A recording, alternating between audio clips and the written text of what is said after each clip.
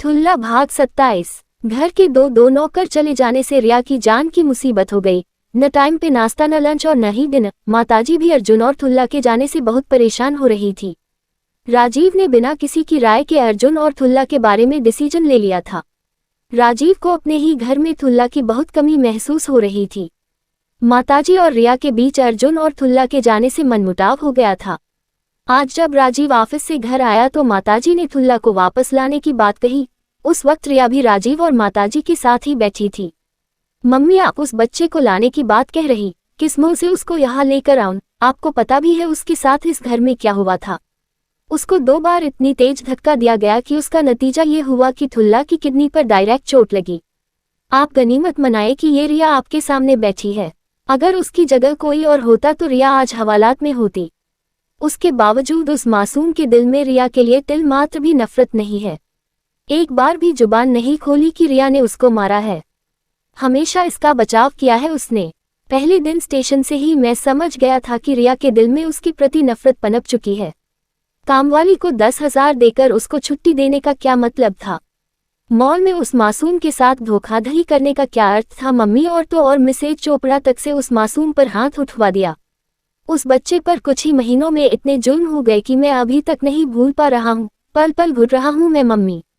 और आप कहती हो उसको फिर से ले आऊं। ईश्वर की कृपा और अर्जुन की मानवता से वो इस बार तो बच गया, और अब मैं नहीं चाहता कि वो यहाँ आए और दुनिया से हमेशा के लिए चला जाए।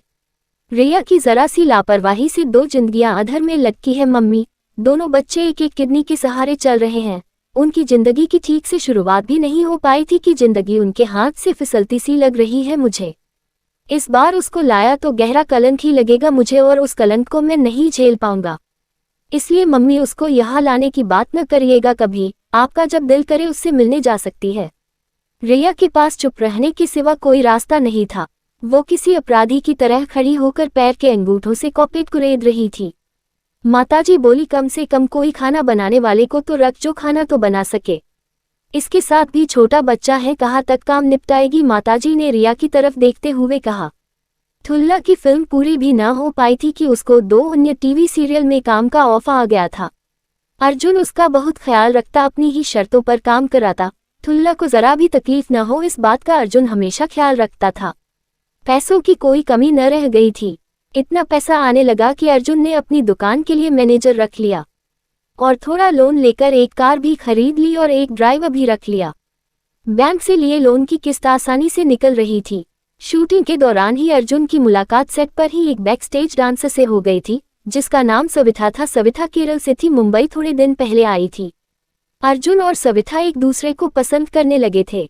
अर्जुन ने उसको सारी सच्चाई बता दी थी कि ठुल्ला कौन है, कहाँ से आया, यहाँ तक कि अपनी किडनी के बारे में भी बता दिया। ये भी कहा, अगर हम दोनों शादी भी करते हैं तो तुमको पहले दिन से ही ठुल्ला की माँ बनना होगा। हम दोनों की बस जीवन भर एक ही संतान रहेगी, और वो संतान है ठुल्ला। सविता, मैं तुमको किसी भी तरह से धोखे में नहीं रखना चाहता। अगर तुम इन शर्तों के साथ मेरी बनना चाहो तो तुम्हारा दिल से स्वागत है। इस बात की मैं तुम्हें गारंटी दे सकता हूँ कि तुम्हें किसी भी तरह की तकलीफ नहीं होने दूंगा। सविता के जीवन में भी उसकी माँ के सिवा कोई न था। वो अपनी माँ को अपने साथ ही रखना चाहती थी। इस बात के लिए अर्जुन तैयार हो गया।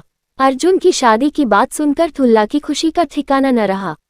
आज अर्जुन की सगाई थी, बड़ी जोर शोर से तैयारी चल रही थी। तभी ठुल्ला अर्जुन के कमरे में आया और बोला, भैया, क्या आपने दादी साहब और मेम साहब को भी बुलाया है? नहीं बच्चे, उनकी हमारी क्या बराबरी है, वो भला हम लोगों के यहाँ क्यों न आएंगे, यही सोचकर उनको नहीं बताया। लेकिन भैया साहब जी तो ऐसा नहीं सोचते, और दादी भी हम लोगों को कितना प्यार करती है। भैया, क्या ये गलत नहीं है क्या, जिनकी वजह से आज हम लोगों के पास सब कुछ है और वही हम लोगों के बीच नहीं है? ठुल्ला ने अर्जुन से कहा। अर्जुन की आंखें खुली की खुली रह गई। वो सोचने लगा कि ये कितना समझदार हो गया। जब से फिल्मों और टीवी में काम करने लगा तब से कितनी अच्छी और समझदारी की बातें करता है। अर्जुन बोला, देख बच्चे, मैं तो उनको नहीं बोल सकता, तेरा दिल करता है तो फोन करके बोल दो और होटल का नाम बता दो और टाइम भी। हेलो, अरे दादी आप, मैं बोल रहा हूँ ठुल्ला। आप कैसी हो दादी, और मुन्ना कैसा, और मेम साहब कैसी है? मुझे आप सबकी बहुत याद आती है, पर मेरे पास जिस दिन थोड़ा सा भी टाइम रहेगा मैं जरूर आऊँगा। ठुल्ला लगातार बोलता रहा और दादी सुनती रही। दादी, मेरी बात साहब से करा दो, उनको एक खुशखबरी देनी है।